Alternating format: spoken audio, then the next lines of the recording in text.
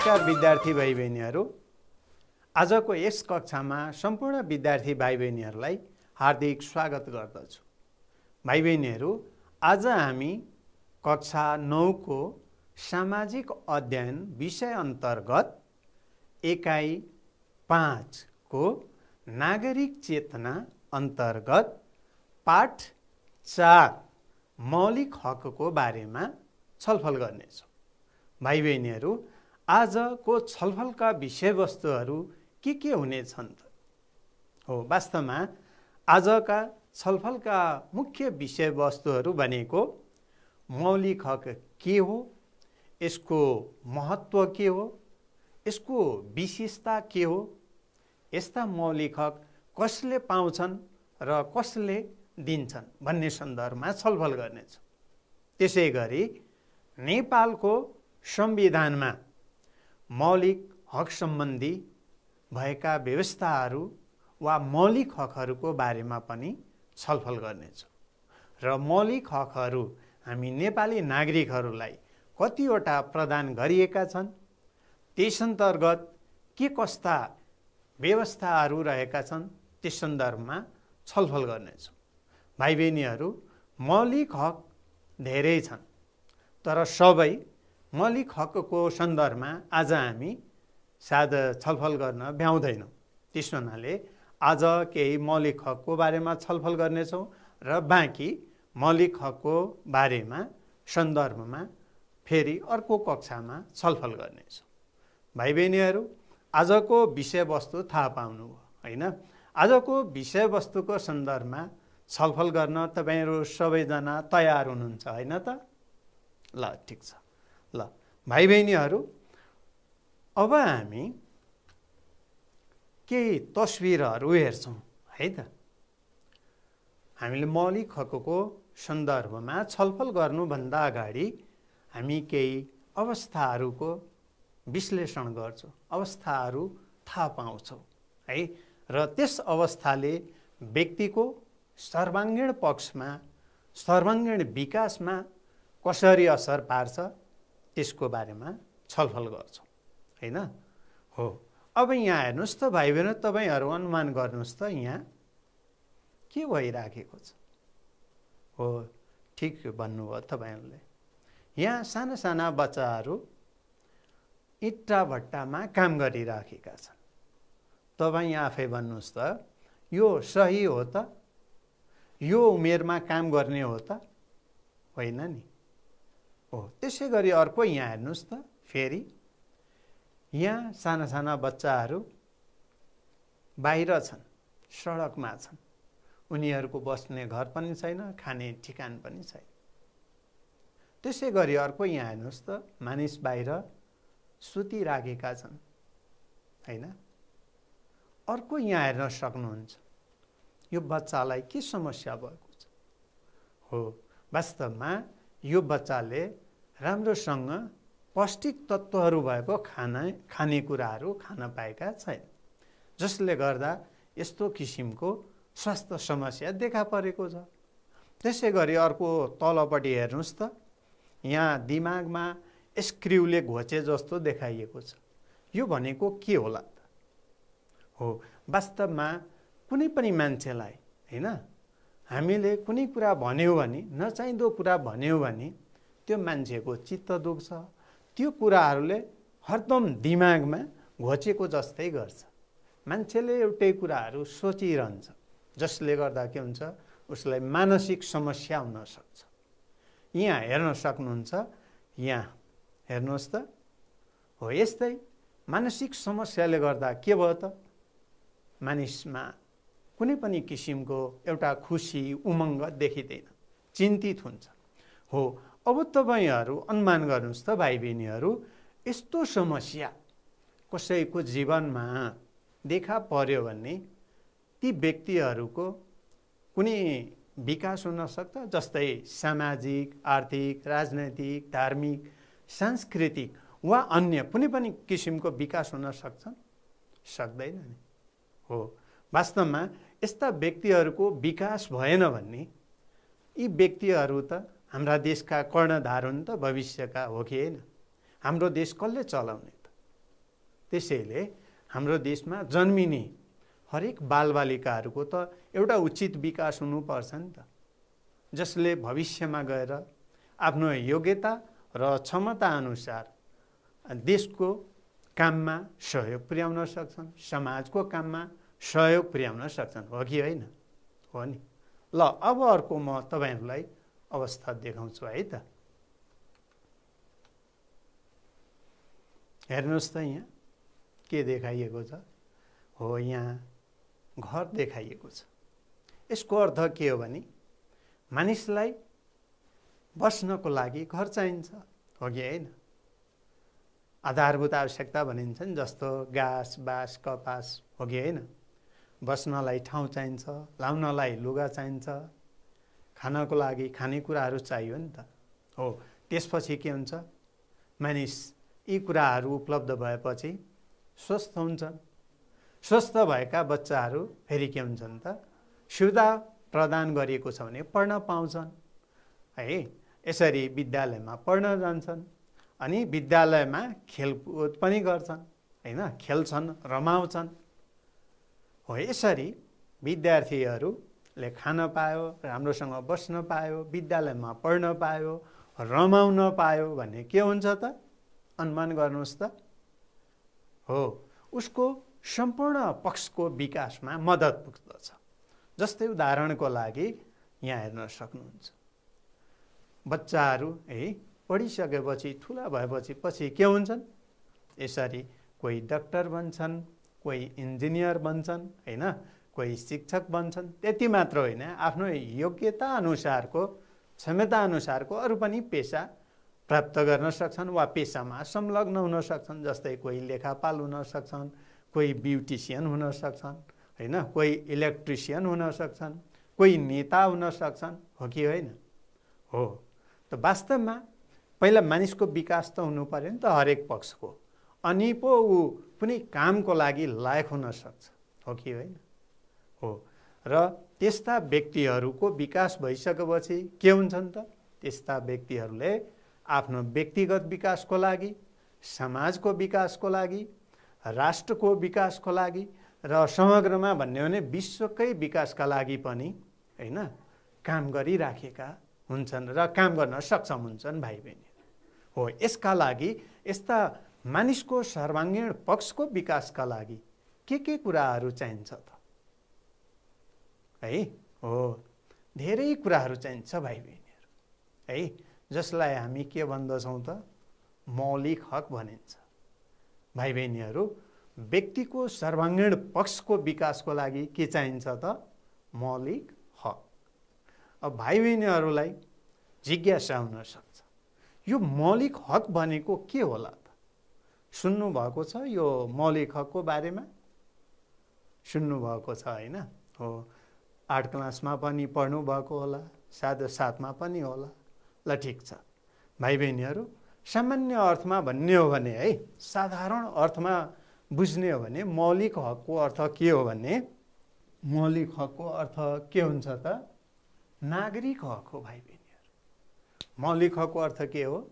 नागरिक हक हो है, अर्थात् नागरिकले पाउने हक हो है। र यो हक कहाँ पाइन्छ त? कहाँ लेखिएको हुन्छ? हामीले कसरी थाहा पाऊँ? हो, वास्तवमा यो हक कहाँ लेखिएको हुन्छ त? संविधानमा पाइन्छ भाइ बहिनीहरू। र यो हक मानव अधिकारमा आधारित हक हो भाइ बहिनीहरू। अब यसको अर्थ बुझ्नु भयो होइन? अब हेरौँ है विस्तृत रूपमा यो मौलिक हक के हो त है। ल हेर्नुहोस् है भाइ बहिनीहरू, राज्यले नागरिकहरूलाई, आफ्ना देशका नागरिकहरूलाई सम्पूर्ण पक्षको विकासका लागि विभिन्न अधिकार र स्वतन्त्रता प्रदान गरेको हुन्छ। अनि ती अधिकार र स्वतन्त्रताहरू मानव अधिकारमा आधारित हुन्छन्। ती अधिकार र स्वतन्त्रताहरू संविधानमा उल्लेख भएका हुन्छन्। त्यसको सुनिश्चितता राज्यले लिएको हुन्छ भाइ बहिनीहरू। राज्यका नागरिकहरूको सम्पूर्ण पक्षको विकासका लागि संविधान मार्फत देशका नागरिकहरूलाई प्रदान गरिने हक अधिकारलाई नै के भनिन्छ त मौलिक हक भनिन्छ भाइ बहिनीहरू। र हाम्रो देशको अहिलेको वर्तमान संविधानमा 31 वटा मौलिक हकको व्यवस्था गरिएको छ र यो मौलिक हक हाम्रो नेपालको संविधानको भाग 3 मा धारा 16 देखि धारा 46 सम्म रहेको पाइन्छ। अर्थात् 31 वटा मौलिक हकहरू हामीले पाएका छौँ भाइ बहिनीहरूलाई। अब एउटा जिज्ञासा हुन सक्छ, यो धारा 16 लेख्या छ नि, यो धारा भनेको के होला त? थाहा छ भाइ बहिनीहरूलाई? छैन है। ल म भाइ बहिनीहरूलाई यहाँ देखाउँदैछु, हेर्नुहोस् त है स्क्रिनमा राम्रोसँग। यी हेर्नुहोस् है, यहाँ हेर्नुहोस् संविधानको धारा एरोले देखाइरहेछ। कहाँ देखाइराखेको छ? 16 नम्बर। यो भनेको के हो त? हाम्रो जुन संविधान हुन्छ नि, त्यो संविधान त नियमहरूको सङ्गालो हो नि त, देशको मूल कानुन हो नि त। हो, त्यसमा ती कानुनहरू क्रमिक रूपमा लेखिएको हुन्छ। त्यो क्रम सङ्ख्यालाई नै के भनिन्छ त? धारा भनिन्छ भाइ बहिनीहरू। धाराको अर्थ भने प्रष्ट भइसक्यो होला होइन? हो, हामीले पाएका अहिलेको वर्तमान संविधानमा उल्लेख भएका मौलिक हकहरू यही हेर्न सक्नुहुन्छ। भाग 3 मा मौलिक हक र कर्तव्यको व्यवस्था गरिएको छ र यो धारा 16 बाट सुरु हुन्छ भाइ बहिनीहरू र 46 सम्म यो रहेको पाइन्छ। यसरी जम्मा 31 वटा मौलिक हक अधिकारहरू रहेका पाइन्छ भाइ बहिनीहरू। अब हामी हेर्छौँ मौलिक हकका विशेषताहरू के होला, त्यसको विशेषता के हो, त्यस्तो यसमा विशेष गुण थाहा छ भाइ बहिनीहरूलाई?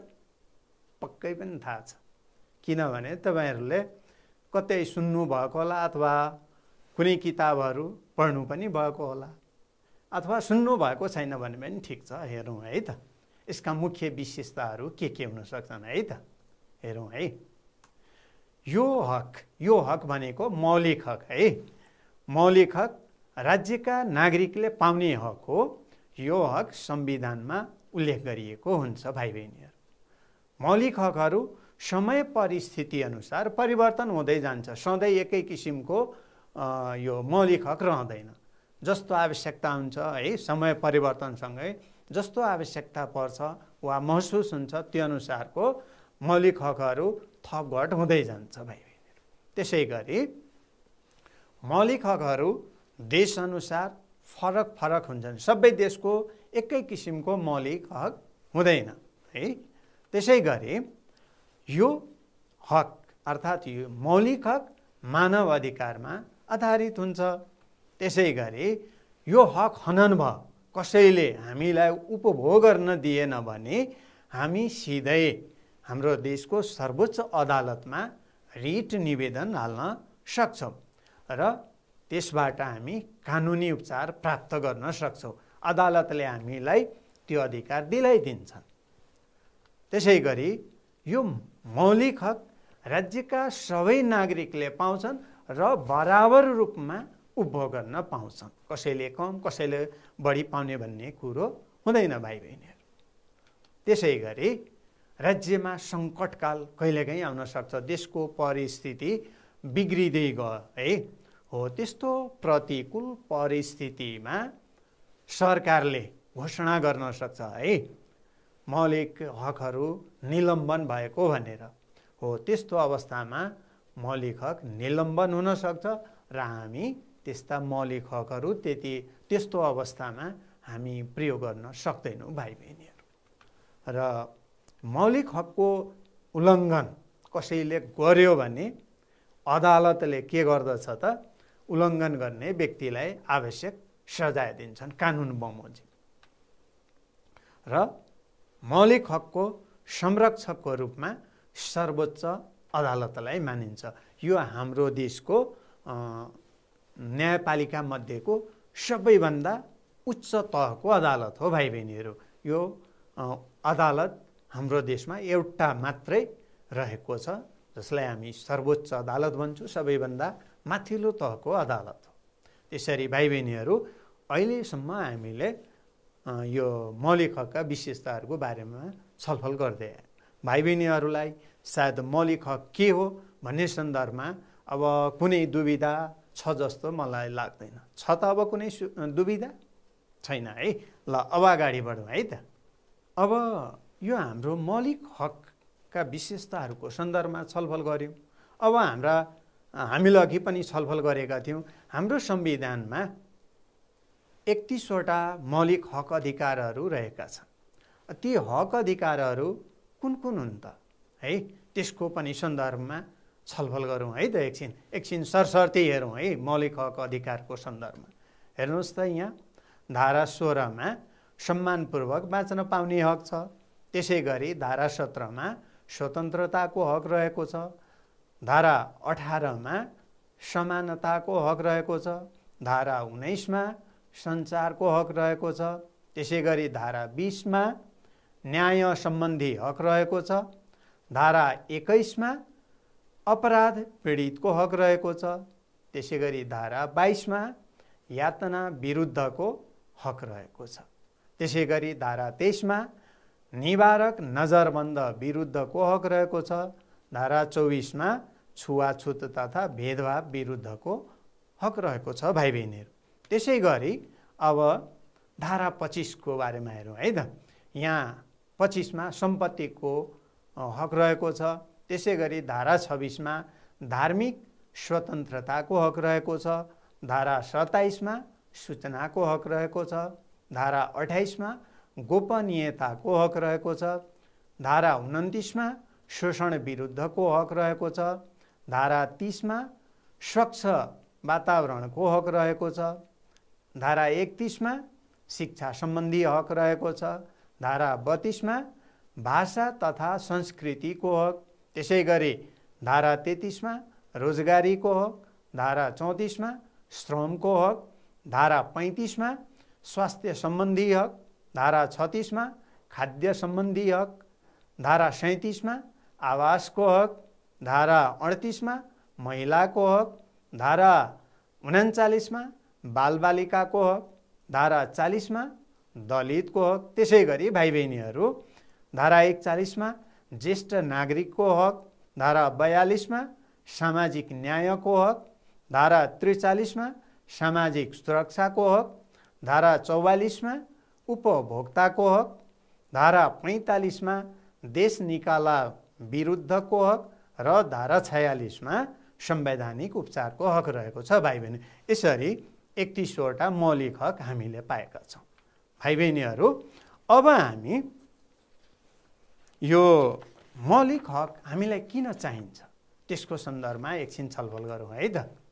तपाईहरू पनि सोच्दै गर्नुहोस्, हामीले यति छलफल गऱ्यौँ नि त, हो यसको आधारमा अब एकचोटि अनुमान गर्नुहोस् त, वास्तवमा मौलिक हक किन चाहिन्छ, यसको महत्त्व के हो, यसको फाइदा के हो, यसले के काममा सहयोग गर्छ त, सोच्दै गर्नुहोस् है भाइ बहिनीहरू।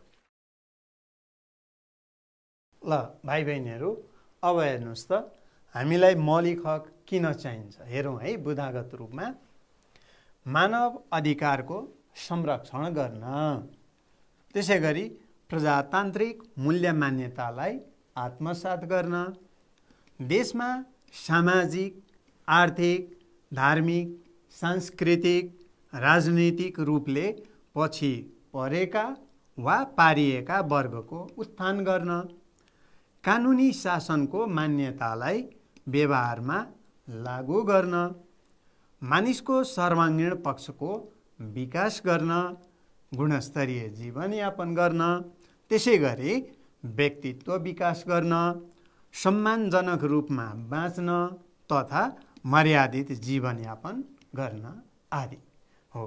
भाइ बहिनीहरू अहिले हामीले हेऱ्यौँ हामीलाई मौलिक हक किन चाहिन्छ। वास्तवमा मौलिक हकले हाम्रा यी कुराहरूमा विकास गर्दछ, ल के अरे विकासमा मद्दत पुर्याउँछ भाइ बहिनीहरू। ल भाइ बहिनीहरू अब हामी केही मौलिक हकको सन्दर्भमा छलफल गरौँ है त। अब यहाँ हेर्नुहोस् त भाइ बहिनीहरू, हामीले यहाँ यो देखाएका छौँ नि, यो चित्र हेर्नुहोस् त, यो सम्मानपूर्वक बाँच्न पाउने हक देखायौँ है। तर यहाँ यो एउटा यो तस्बिर हेर्नुहोस् त, यसले के भन्न खोजेको सोच्नुहोस् त एकचोटि। हो, वास्तवमा यसले के देखाउँछ भने यो फाँसीको सन्देश हो है, सङ्केत हो, अर्थात् मृत्युदण्डको सङ्केत हो। हाम्रो देशमा मौलिक हक अन्तर्गत यो स्वतन्त्र सम्मानपूर्वक बाँच्न पाउने हक अन्तर्गत मृत्युदण्ड दिइने छैन भन्ने व्यवस्था रहेको छ भाइ बहिनी, र यस्तो कानुन बनाइने छैन भन्ने कुरा हाम्रो संविधानमा उल्लेख भएको पाइन्छ। त्यसैले भाइ बहिनीहरू, यस हकको मुख्य उद्देश्य के रहेको छ वा यसले के भन्न खोजेको छ भने हरेक नेपाली नागरिकलाई सम्मानपूर्वक बाँच्न पाउने हक हुनेछ भनेर यो हकमा उल्लेख भएको छ। र कसैलाई पनि मृत्युदण्डको सजाय दिने कानुन बनाइने छैन। यो हक अन्तर्गत रहेको व्यवस्था यो हो भाइ बहिनी, हामी सबैले बुझ्ने कुरा हो है। त्यसै गरी भाइ बहिनीहरू, अब यहाँ हेर्नुहोस् त अर्को तस्विर, यहाँ के भइराखेको छ अनुमान गर्नुहोस् त एकचोटि, सोच्नुहोस् त। हो, वास्तवमा यहाँ हेर्नुहोस् त, ठुलो चौरमा धेरै सङ्ख्यामा मानिसहरू भेला भएका छन्, तर कोहीसँग कुनै पनि किसिमको हात हतियार छैन। हो, यसरी भेला हुन पाउँछन्। त्यसै गरी यहाँ हेर्न सक्नुहुन्छ है, मानिसहरू बस्ने, छलफल गर्ने, आफ्ना विचारहरू स्वतन्त्रतापूर्वक राख्न पाउने है वातावरण बनेको छ। त्यसै गरी यहाँ हेर्न सक्नुहुन्छ इन्डस्ट्रिज, उद्योग देखाएको छ है। यसको अर्थ के हो भने मानिसले उद्योग धन्दा व्यापार सञ्चालन गर्न पाउँछन्। यहाँ बजार हेर्न सक्नुहुन्छ, बजारमा होइन भिन्न किसिमका सामग्रीहरू खरिद बिक्री हुन्छन्, बजारमा भिन्न किसिमका सामग्रीहरू हुन्छन् होइन। हो, यसरी यसले के देखाउँछ भने यो पनि हाम्रो एउटा मौलिक हक अन्तर्गत रहेको कुरा हो। यो कुन हक अन्तर्गत पर्दछ त सोच्नुहोस् त एकचोटि। यो भनेको हाम्रो स्वतन्त्रताको हक अन्तर्गत पर्दछ भाइ बहिनी। त्यसैले यो स्वतन्त्रताको हक अन्तर्गत हाम्रो संविधानमा कस्ता व्यवस्थाहरू रहेका छन् एकछिन हेरौँ है त। के भनेको भने हरेक नेपाली नागरिकलाई व्यक्तिगत स्वतन्त्रताबाट वञ्चित गरिने छैन, अर्थात् सबै व्यक्ति स्वतन्त्र छन् है भनेका छन्। त्यसै गरी हरेक नेपाली नागरिकलाई देहाय बमोजिमको स्वतन्त्रता हुनेछन् है। अब कस्ता स्वतन्त्रता हुन्छन् त हेरौँ है त बुँदागत रूपमा। विचार अभिव्यक्तिको स्वतन्त्रता, आफ्नो मनमा लागेको कुराहरू प्रष्ट रूपमा होइन व्यक्त गर्न पाउँछन्, बोल्न पाउँछन्। त्यसै गरी बिना हात हतियार शान्तिपूर्वक भेला हुने स्वतन्त्रता है। त्यसै गरी राजनैतिक दल खोल्ने, अहिले सुन्नुभएको होला नि थुप्रै पार्टीहरू छन् हाम्रो देशमा है। हो, त्यस्ता पार्टी खोल्न पाउँछन् भाइ बहिनीहरू। त्यसै गरी सङ्घ संस्था खोल्ने, विभिन्न किसिमका जस्तो बाल क्लबहरू हुन्छन् होइन, फुटबल क्लब हुन्छन्, अरू पनि सामाजिक सङ्घ संस्थाहरू हुन्छन्। हो, त्यस्ता सङ्घ संस्था खोल्ने स्वतन्त्रता रहेको छ। त्यसै गरी नेपालको कुनै पनि भागमा होइन आवत जावत ओहोर दोहोर गर्न, घुमफिर गर्न, त्यसै गरी बसोबास गर्ने स्वतन्त्रता रहेको पाइन्छ भाइ बहिनीहरू। त्यसै गरी नेपालको कुनै पनि भूभागमा कुनै पनि किसिमको पेसा रोजगार गर्ने, उद्योग, त्यसै गरी व्यापारको स्थापना गर्ने, सञ्चालन गर्ने स्वतन्त्रता हरेक नेपालीलाई प्रदान गरेको छ भाइ बहिनी। यसरी स्वतन्त्रता सम्बन्धी यस्ता किसिमका व्यवस्थाहरू हाम्रो संविधानमा उल्लेख भएको पाइन्छ भाइ बहिनीहरू। अब हामी फेरि अर्को मौलिक हकको बारेमा छलफल गर्छौँ। ल हेर्नुहोस् त, यहाँ के देखाइएको छ। हो, यो कानुनको सङ्केत हो है। कानुनको दृष्टिमा, हेराइमा, बुझाइमा, नजरमा के हुन्छ, महिला पुरुष वा कुनै पनि व्यक्तिमा भेदभाव गर्नुहुन्न, सबै बराबर हुन् है। यहाँ हामी हेर्न सक्छौँ महिला पुरुष सबै बराबर हुन्, छोराछोरी सबै बराबर हुन्, जुनसुकै जाति भाषा धर्मका मानिसहरू सबै बराबर हुन्। हामीले कुनै पनि किसिमको भेदभाव गर्नु हुँदैन, कोही साना कोही ठुला हुन्छ भन्ने होइन, सबै बराबर हुन् भन्ने कुराको व्यवस्था हाम्रो यो हक अन्तर्गत गरिएको छ। र यो हक भनेको, यो हकको नाम के होला अनुमान गर्नुहोस् त। यसलाई भनिन्छ समानताको हक, समान, इक्वल, बराबर हो। अब यो हक अन्तर्गत हेरौँ है कस्ता सुविधाहरू वा व्यवस्थाहरू कायम गरिएका छन्। सबै नेपाली नागरिक कानुनको दृष्टिमा समान हुनेछन्। कानुनको प्रयोग गर्दा राज्यद्वारा जाति, भाषा, धर्म, संस्कृति, लिङ्ग, त्यसै गरी क्षेत्र, वर्ण, शारीरिक अवस्था, आर्थिक अवस्था वा यस्तै अन्य कुनै पनि आधारमा भेदभाव गरिने छैन भन्ने कुरा संविधानमा उल्लेख गरिएको पाइन्छ। त्यसै गरी समान कामका लागि लैङ्गिक आधारमा पारिश्रमिक तथा सामाजिक सुरक्षामा कुनै भेदभाव गरिने छैन। अर्थात् महिला र पुरुषले कुनै एउटै काम गर्दा समान काम भयो, त्यसैले दुवैले पाउने ज्याला समान हुन्छन् भन्न खोजेको हो। त्यसै गरी पैतृक सम्पत्तिमा भेदभाव बिना सबै सन्तानले समान रूपमा सम्पत्ति पाउनेछन्। अर्थात् पुर्खाको सम्पत्तिमा सन्तानको बराबर हक लाग्नेछ भन्ने कुरा हाम्रो संविधानमा यस समानताको हक अन्तर्गत उल्लेख गरिएको पाइन्छ। भाइ त समानताको हक के हो भन्ने कुरा प्रष्ट भइसक्यो होला, होइन त भाइ बहिनीहरू? हो ल, ठिक छ भाइ बहिनीहरू। अब हेरौँ है, हामीले अहिलेसम्म गरेको छलफलको आधारमा अब केही वस्तुगत प्रश्नहरू छ। अब हेरौँ है त, तपाईँहरूले पनि सोच्दै गर्नुहोस् है यसको सही एन्सर के होला। ल यहाँ हेर्नुहोस् त के लेखा छ, सही उत्तरमा ठिक्क चिन्ह लगाउनुहोस्। जस्तो प्रश्न नम्बर 1, मौलिक हक भनेको के हो? क नागरिक हक, ख मानव अधिकारमा आधारित हक, ग संविधान मार्फत प्रदान गरिएको हक, र घ माथिका सबै। अनुमान गर्नुहोस् त कुन होला? हो यो सबै हो, माथिको सबै हो। त्यसैले घ यसको सही एन्सर हो, माथिका सबै। त्यसै गरी प्रश्न नम्बर 2 मा आउनुहोस् है। वर्तमान संविधानमा कतिवटा मौलिक हक समावेश गरिएका छन्? अघि हामीले छलफल गरेका थियौँ होइन, सम्झिनुहोस् त कतिवटा होला? क 31, ख 30 वटा, ग 32 वटा, घ 29 वटा। कुन होला? हो यसको सही उत्तर क 31 वटा छ। त्यसै गरी भाइ बहिनीहरू एउटा छोटो उत्तर आउने प्रश्न छ है। जस्तै स्वतन्त्रताको हक अन्तर्गत कुन कुन हकहरू पर्दछन् त? सोच्नुहोस् त, सम्झिनुहोस् त एकचोटि। भर्खर अघि हामीले छलफल गरेका थियौँ। हो गुड। विचार र अभिव्यक्तिको स्वतन्त्रता, त्यसै गरी बिना हात हतियार शान्तिपूर्वक भेला हुने स्वतन्त्रता, त्यसै गरी राजनैतिक दल खोल्ने स्वतन्त्रता, नेपालको कुनै पनि भागमा आवत जावत र बसोबास गर्ने स्वतन्त्रता आदि। ल भाइ बहिनीहरूलाई हामीले एकछिन यता प्रश्नोत्तर को बारेमा होइन हामीले एकछिन छलफल गऱ्यौँ, प्रश्न सोध्यौँ, त्यसको एन्सर पनि हेऱ्यौँ। अब फेरि हामी अगाडि बढ्छौँ है त। ल भाइ बहिनीहरू हेर्नुहोस् त, यहाँ के देखाइएको होला? यो तस्बिरले पनि हाम्रो एउटा हकको बारेमा सङ्केत गरिराखेको छ। यो रेडियो हो, यो टिभी भयो होइन, यो समाचार पत्र भयो, टेलिफोन भयो, यी सबै के हुन् त? हो सञ्चारका साधनहरू हुन्। यसबाट भिन्न किसिमका लेख रचनाहरू प्रसारण हुन्छन् होइन, सम्पादकीय आउँछ यो पत्रिकामा, त्यसै गरी भिन्न किसिमका सूचनाहरू आउँछन् होइन। हो यस्ता समाचारहरू, सूचनाहरू होइन, लेख रचनाहरू प्रसारण गर्दा वा प्रकाशित गर्दा राज्यले कुनै पनि किसिमको अवरोध पुर्याउने छैन भन्ने कुरो हाम्रो संविधानमा उल्लेख गरिएको छ।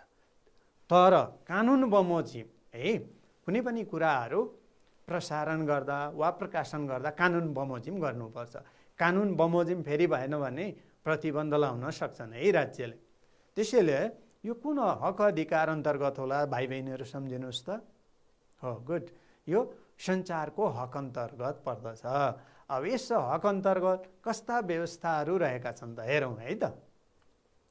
कानुन बमोजिम सञ्चारका जुनसुकै माध्यमबाट समाचार, लेख, रचना वा अन्य कुनै पनि किसिमको पाठ्य सामग्री, श्रव्य भनेको सुन्ने होइन, श्रव्य दृश्य सुन्ने पनि हेर्ने पनि हो, यस्ता सामग्रीलाई प्रकाशन तथा प्रसारण गर्ने हक हुनेछ। त्यसै गरी कानुन बमोजिम समाचार, लेख, रचना, सूचना प्रसारण गर्ने कुनै पनि सञ्चारका साधनलाई प्रतिबन्ध लगाइने छैन। तर सार्वभौम सत्ता, भौगोलिक अखण्डता, राष्ट्रियता तथा सामाजिक सम्बन्ध बिगार्ने किसिमका गतिविधिहरू वा कार्यहरू सञ्चार माध्यमबाट भएमा त्यस्ता सञ्चार माध्यमलाई प्रतिबन्ध लगाउन सक्ने कुरा हाम्रो संविधानमा उल्लेख भएको पाइन्छ भाइ बहिनी। त्यसैले हामीले यी कुराहरू बुझिराख्नुपर्छ। ल भाइ बहिनीहरू, अब यहाँ हेर्नुहोस् त अर्को घटना है। यहाँ यो प्रहरी कार्यालय हो होइन। यहाँ के गरेछ भने एकजनालाई समातेर लगेको छ। यहाँ अर्को को होला? वकिल हो। यो कुन हक अधिकार अन्तर्गतको होला सम्झिनुहोस् त। हो, यो न्याय सम्बन्धी हो। यहाँ के भन्छ भने प्रहरीले होइन वा सुरक्षा निकायले कुनै पनि व्यक्तिलाई बिना कारण र बिना सूचना थुन्न पाइँदैन, पक्राउ गर्न पाइँदैन भन्ने व्यवस्था रहेको छ है भाइ बहिनीहरू।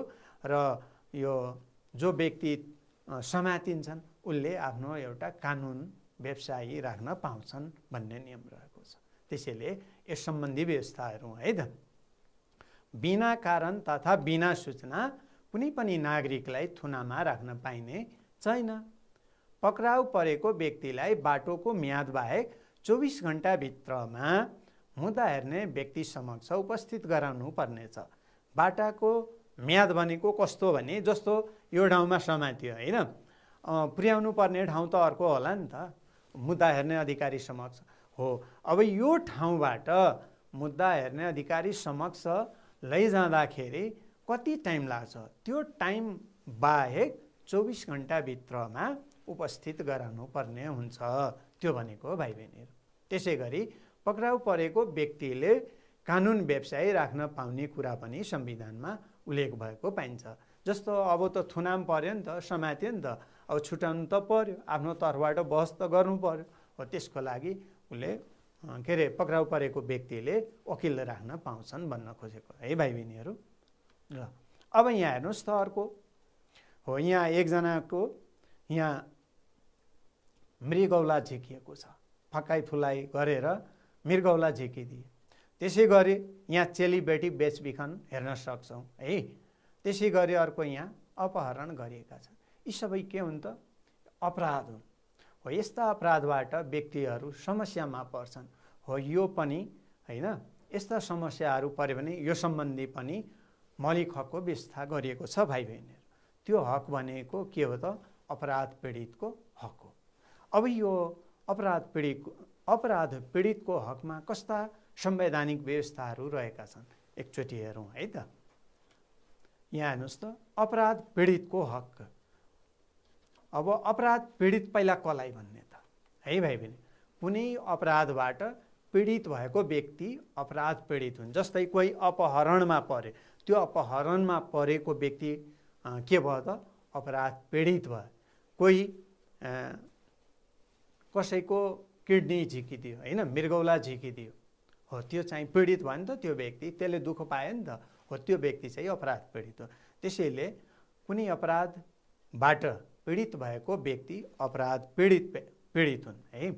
त्यस्ता अपराध पीडितलाई आफू पीडित भएको मुद्दाको अनुसन्धानका लागि के काम भइराखेको छ, अहिलेसम्म अनुसन्धानबाट के कुराहरू पत्ता लाग्यो, अझै कति समय लाग्छ वा लाग्दैन हो, यस्ता सम्बन्धमा जिज्ञासा हुन सक्छ हो। ती कुराहरू सोध्न पाउँछन्, उसले जानकारी पाउनै पर्छ। र पीडकलाई, पीडक भनेको जसले पीडा दिएको हुन्छ, जसले बदमासी गरेको हुन्छ, त्यो चाहिँ पीडक हो। पीडकलाई के कारबाही भयो भन्ने कुराको पनि जानकारी पाउनुपर्छ पीडितले। र अपराध पीडितलाई कानुन बमोजिम सामाजिक पुनर्स्थापना गर्ने र क्षतिपूर्ति सहितको न्याय पाउने व्यवस्था हाम्रो संविधानमा उल्लेख भएको पाइन्छ भाइ बहिनीहरू। त्यसै गरी अर्को यहाँ हेर्न सक्नुहुन्छ, प्रहरीले एकजना व्यक्तिलाई समातेर लग्दैछन्, यसरी हातमा हतकडी लगाएर र अन्तमा लगेर थुनामा थुने। त्यसपछि के गरे त? थुनाभित्र कुट्दैछन् होइन, कुट्न त पाइँदैन नि त हो। यो सम्बन्धी पनि मौलिक हक हामीले पाएका छौँ। यस मौलिक हकको नाम के हो? योसित सम्बन्धित मौलिक हकको नाम भाइ बहिनीहरूलाई थाहा छ? सम्झिनुहोस् त, अघिको याद भएन। ल ठिक छ है, म भन्दैछु हेर्नुहोस् त। यो यातना विरुद्धको हक हो। यातना भनेको पीडा दिने, दुःख दिने भिन्न किसिमका पीडा हुन्छन्, शारीरिक पीडा, मानसिक पीडा, होइन हो, यस्ता पीडा दिन सक्छन्। यसको विरुद्धमा पनि हामीलाई हक प्रदान गरेको छ भाइ बहिनीहरू। त्यसैले यातना विरुद्धको हक अन्तर्गत कस्ता संवैधानिक व्यवस्था रहेको छ त हेरौँ त। पक्राउ परेको वा थुनामा रहेको व्यक्तिलाई शारीरिक वा मानसिक यातना दिइने छैन। त्यसै गरी पक्राउ परेको व्यक्तिसँग निर्मम, अमानवीय वा अपमानजनक व्यवहार गरिने छैन भन्ने व्यवस्था रहेको पाइन्छ। त्यस्ता कार्यवाहीमा, त्यस्ता भनेको यो अमानवीय अपमानजनक काम भयो, यातना दियो भने त्यस्तो काम कानुनद्वारा दण्डनीय मानिनेछ भाइ बहिनीहरू। र त्यस्तो व्यवहार गरिएको जो व्यक्ति थुनामा हुन्छ, जसलाई यातना दियो हो, त्यस्ता व्यक्तिलाई चाहिँ कानुन बमोजिम क्षतिपूर्ति दिने व्यवस्था समेत हाम्रो संविधानमा उल्लेख भएको पाइन्छ भाइ बहिनीहरू। भाइ बहिनीहरू, अहिलेसम्म हामीले गरेको छलफलको आधारमा फेरि अब एउटा सानो क्वेसन आएको छ, जोडा मिलाउने है। हेरौँ त, ल हेर्नुहोस् त, यहाँ जोडा मिलाउनुहोस्। समूह कमा छ सम्मानपूर्वक बाँच्न पाउने हक, त्यसै गरी स्वतन्त्रताको हक, समानताको हक, न्याय सम्बन्धी हक। समूह खमा छ 6वटा विकल्प दिएको छ है। बिना हात हतियार शान्तिपूर्वक भेला हुने स्वतन्त्रता, त्यसै गरी अर्को सबै नेपाली नागरिक कानुनको दृष्टिमा समान हुनेछन्, त्यसै गरी ब्रेल लिपिमा पढ्न पाउने हक हुनेछ, कसैलाई पनि मृत्युदण्डको सजाय दिने कानुन बनाइने छैन, बिना कारण तथा बिना सूचना कुनै पनि नागरिकलाई थुनामा राख्न पाइने छैन, थुनामा रहेको व्यक्तिलाई शारीरिक वा मानसिक यातना दिइने छैन। हो, ल अब मिलाउनुहोस् त, तपाईँहरू सोच्दै गर्नुहोस् र मिलाउँदै पनि गर्नुहोस् र यता हेर्दै पनि गर्नुहोस् है। म पनि मिलाउँदैछु, तपाईँहरू पनि मिलाउनुहोस् र यहाँ दुवैजनाको है, मैले गरेको र तपाईँहरूले गर्नुभएको कुरा मिल्यो कि मिलेन एकचोटि चेक गरौँ है त। ल हेर्नुहोस् है, सम्मानपूर्वक बाँच्न पाउने हकमा के आयो त, कसैलाई पनि मृत्युदण्डको सजाय दिने कानुन बनाइने छैन भन्नेमा मिल्यो है, म्याच गर्यो। त्यसै गरी स्वतन्त्रताको केसित मिल्यो त, बिना हात हतियार शान्तिपूर्वक भेला हुने स्वतन्त्रता हो। त्यसै गरी यो समानताको हक के हो त, कुनसँग मिल्छ? अब हेरौँ है। सबै नेपाली नागरिक कानुनको दृष्टिमा समान हुनेछन् है। र अन्तिम न्याय सम्बन्धी हक केसँग मिल्छ त, बिना कारण तथा बिना सूचना कुनै पनि नागरिकलाई थुनामा राख्न पाइने छैन। ल भाइ बहिनीहरू, आजको हाम्रो छलफल यति नै हो। आजको छलफलबाट पक्कै पनि भाइ बहिनीहरूलाई यस सम्बन्धी अभ्यासहरू गर्न मद्दत पुग्नेछ भन्ने मैले आशा गरेको छु। आजलाई यति नै। हस्त, नमस्कार, धन्यवाद।